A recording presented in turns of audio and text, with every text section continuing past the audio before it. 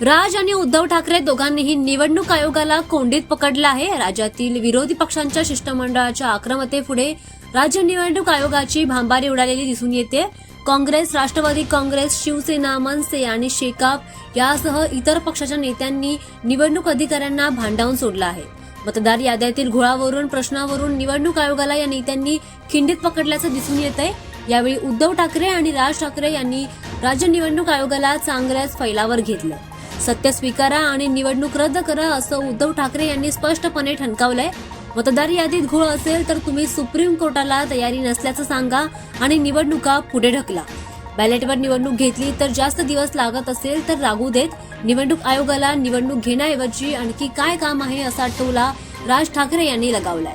VVPAT तुम्ही घेत नाही म्हणजे सर्व पुरावे तुम्ही नष्ट कराल असा गंभीर आरोप उद्धव ठाकरे यांनी केलाय। निवडणूक आयोग हा काही हरिश्चंद्र नाही। व्हीव्हीपॅट नसेल तर बुलेटवर निवडणूक घ्या अशी मागणी उद्धव ठाकरे यांनी केली आहे।